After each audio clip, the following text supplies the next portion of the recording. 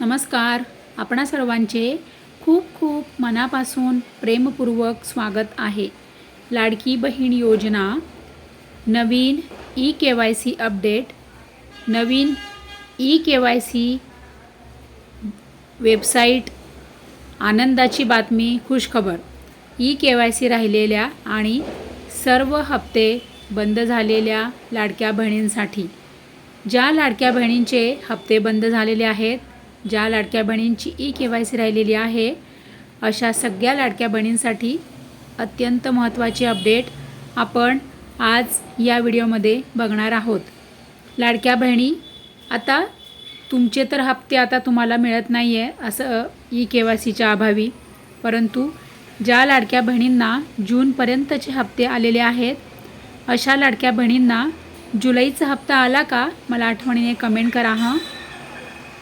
तुम्ही कमेंट केली ना की इतर लाडक्या बहिणींना पण आनंदाची बातमी कळते आणि दिलासा मिळतो. बस एवढंच, बाकी काही नाही. लाडक्या बहिणी बघा, आता लाडक्या बहिणी, मला म्हणजे असं म्हणायचं आहे की पूर्वी जो निधी यायचा, आता तुम्ही म्हणाल की आमची तर ई-KYC राहिली, आमचे तर हप्ते बंद झालेले आहे.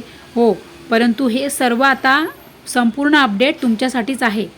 तर लाडक्या बहिणी, आधी योजनेमध्ये किती लाडक्या बहिणी होत्या? जवळजवळ 2.25 कोटी, म्हणजे 2,67,00,000 पर्यंतच्या ऑलमोस्ट, म्हणजे 2.25 कोटी लाडक्या बहिणी योजनेमध्ये लाभ घेत होत्या. परंतु जसं जसं हळूहळू स्क्रुटिनी करायला सांगितलं, म्हणजे छाननी करायला सुरुवात झाली, म्हणजे काय की अपात्र ज्या लाडक्या बहिणी होत्या त्या पण लाभ घेत होत्या. त्यामुळे अशा लाडक्या ज्या बहिणी आहेत, त्या लाडक्या बहिणी आता सरकारने योजनेतून त्यांना म्हणजे बाहेर काढलेलं आहे. ज्या बहिणी अपात्र होत्या त्यांना. आता लाडक्या बहिणी बघा, परवा मला एका ताईचा मेसेज आला होता की त्यामध्ये त्या ताईने म्हटलेलं आहे की, म्हणजे व्हॉट्सॲपवर तिचा मेसेज आला होता मला की त्यांचा जवळजवळ फेब्रुवारीपासूनचा त्यांचा हप्ता हा बंद झालेला आहे. मग आता मी त्यांना विचारलं की तुम्हाला फेब्रुवारीपर्यंत म्हणजे जानेवारीपर्यंत हप्ते आलेत आणि मग आता फेब्रुवारीपर्यंतचे हप्ते तुमचे कसे काय बंद झाले? मग मी त्यांना विचारलं की तुमची ई-KYC राहिलेली होती का? तर ते म्हणाले की आम्ही ई-KYC पूर्ण केलेली आहे, सगळं आमचं बरोबर आहे. मग मी म्हणाले की तुमचे जे नियम आहे, जे निकष आहेत, त्या तुम्ही सर्व 5ही निकषांमध्ये तुम्ही बसत आहात का? जे लाडकी बहीण योजनेचे निकष आहे आणि जे 5 नियम आहेत ते तुम्ही फॉलो करतायत का? तर ते म्हणे कोणते नियम आणि कोणते निकष? मग मी तेव्हा त्यांना सांगितलं की बघा, आता सगळ्यात पहिलं म्हणजे काय की तुमचं 21 ते 65 वय असलं पाहिजे. 21पेक्षा जास्त आणि 65पेक्षा कमी तुमचं वय असलं पाहिजे. कोणाचं? लाडक्या बहिणीचं. तर तुम्हाला योजनेचा लाभ हा कंटिन्यू सुरू राहील. आता 65पेक्षा जर तुमचं वय जास्त झालेलं असेल तर तुमचा लाभ ऑटोमॅटिकली बंद होणार. दुसरं आहे, तुमचं जे वार्षिक उत्पन्न आहे ते 2.5 लाखांपेक्षा कमी पाहिजे. आता कसं होतं, योजना सुरू होऊन आता जवळजवळ म्हणजे आपण 2 वर्ष पकडूया, बरोबर?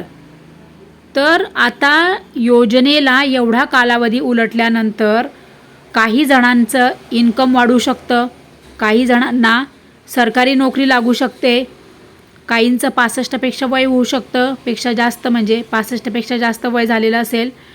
तर आता लाडकी बहीण योजनेचा लाभ तुम्ही घ्यायला सुरुवात केल्यानंतर जर तुमच्या कुटुंबामध्ये कोणा व्यक्तीला जर सरकारी नोकरी लागलेली असेल तर तुमचा लाभ हा ऑटोमॅटिकली बंद होईल.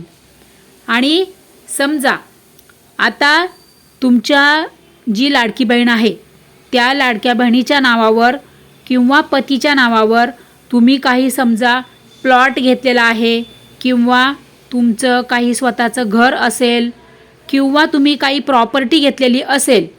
आता हो, असू शकतं ना, कारण की योजना जेव्हा सुरू झाली तेव्हा आपली परिस्थिती म्हणजे साधारण असू शकते आणि योजनाचा लाभ घेतल्यानंतर म्हणजे आता जवळजवळ 2 वर्ष उलटून गेल्यानंतर जीवनात प्रगती होऊ शकते. त्यामुळे तुमचं इन्कम वाढू शकतं.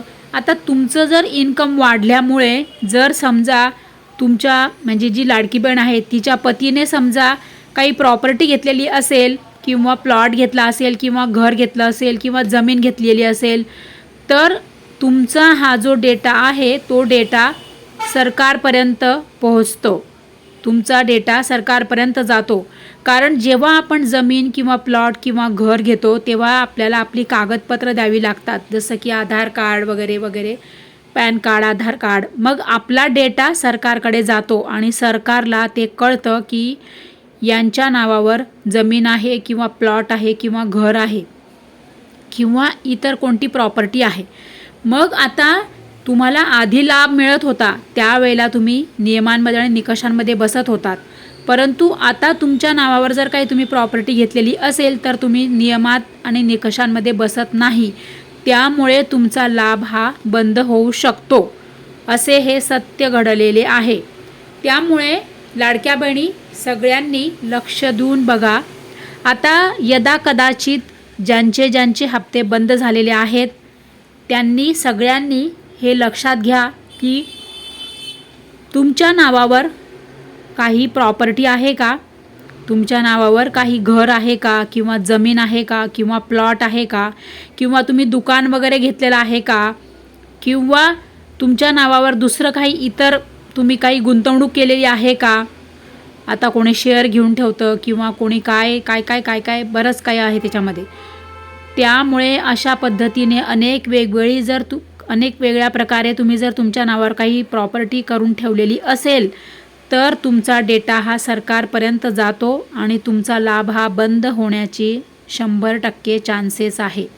त्यामुळे लाडक्या बहिणी हा अत्यंत महत्त्वाचा मुद्दा तुम्ही लक्षात घ्या की ज्या लाडक्या बहिणींचे हप्ते बंद झालेले आहेत त्या पाठीमागे काय कारणे असू शकतात.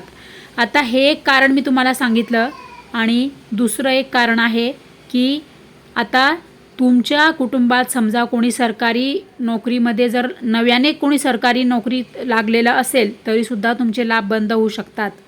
आणि तुमचं जे काही तुमच्या घरामध्ये 4 व्हीलर असेल किंवा तुमच्या घरामध्ये कोणी आता 2पेक्षा जास्त महिला लाभ घेत असतील तर आता अशा पद्धतीने जर तुम्ही नियमांमध्ये आणि निकषांमध्ये तुम्ही बसत नसाल तर तुम्ही KYC जरी केली तरीसुद्धा तुम्हाला तुमचे लाभ पुन्हा सुरू होणार नाही. हे अत्यंत महत्त्वाचं अपडेट सर्वांनी लक्षात घ्या. म्हणून ज्या नियमांमध्ये आणि निकषांमध्ये बसतात, ज्या लाडक्या बहिणी नियमांमध्ये निकषांमध्ये बसतात त्यांनाच पुन्हा लाभ सुरू होईल KYC केल्यानंतर. आता KYC प्रक्रिया कधी सुरू होईल तर आपण सरकारला हेच विनंती करत आहोत.